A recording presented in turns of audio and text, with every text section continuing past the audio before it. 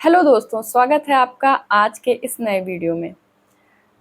तो ALP सीबीडी2 clear ना होने की वजह से हमें नए एग्ज़ाम को टारगेट करना है, तो नई स्ट्रेटेजी बनानी होगी। तो ऐसे एग्ज़ाम को टारगेट करना होगा जिसमें अभी टाइम है, काफ़ी टाइम है। तो उसके लिए हम लोग अच्छे से स्ट्रेटेजी बना पाएँ, अच्छे से चीज़ों को रिवाइज़ कर पाएँ। तो अब एक नया टारगेट जब मिल गया है, जो है यूपीएसआई। यूपीएसआई का सिलेबस ऐसा है, जो मेरा एक पॉइंट है कि मुझे मैथ अच्छा आ रहा है, रीजनिंग अच्छा आ रहा है, तो हमें इस लाइन में जाना चाहिए जो आपका स्ट्रॉन्ग है, क्योंकि स्ट्रॉन्ग चीज़ों को स्ट्रॉन्ग करने में आपको ज़्यादा टाइम नहीं लगता है।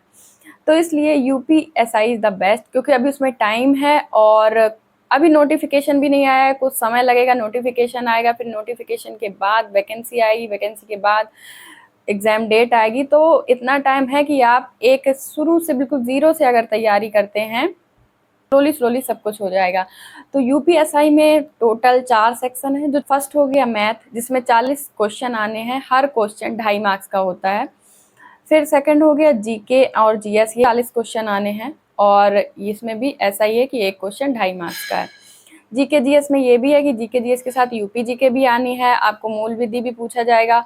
और बाकी के जो 2 पोर्शन है वो है, फर्स्ट तो है रीजनिंग और एक है मैथ। मैथ रीजनिंग में अगर आप कितना भी अच्छा स्कोर करेंगे, आप पूरा कर लेंगे, तो भी सिर्फ आप 200 मार्क्स रहेंगे आपके, जबकि हमको अपना टारगेट 300 के प्लस रख के अभी से चलना होगा, क्योंकि पिछली बार भी 300 के ऊपर ही मेरिट। कुछ भी हो सकता है, पैटर्न कैसा भी हो सकता है, क्योंकि पिछली बार जैसे करंट अफेयर्स नहीं आया था, हो सकता है कि इस बार आए। मेरिट में कुछ भी थोड़ा बहुत हो सकता है, इसलिए हमको एक सेफ स्कोर लेके चलना होगा कि हमारे इतने मार्क्स अगर आते हैं तो हमें मेरिट में कोई दिक्कत नहीं आएगी, और सीधे से जैसे ही आंसर की आए तो हम लोग अपने फिजिकल की तैयारी स्टार्ट कर पाएँ। इसका ये है कि इसका फिजिकल भी बहुत ही सिंपल मैं कहूँगी। जैसे अब कांस्टेबल की जब आप देखते हैं तो आपको 14 मिनट में 2400 मीटर दौड़ना होता है, लेकिन इसमें आपको 2 मिनट एक्स्ट्रा मिल रहे होते हैं। फिजिकल इतना अच्छा है इसका, इसमें कोई भी हाई जंप नहीं है, कोई भी लॉन्ग जंप नहीं है, आपको गोला नहीं फेंकना है, भाला नहीं फेंकना है, कुछ भी ऐसा नहीं करना है, कुछ एक्स्ट्रा एफर्ट्स नहीं डालने हैं। सिंपल आपको रनिंग करनी है और टाइम भी 2 मिनट ज़्यादा मिल रहा है। तो इट्स गुड फॉर ऑल, मतलब जिनको मतलब फिजिकली वर्क करना नहीं उतना पसंद है।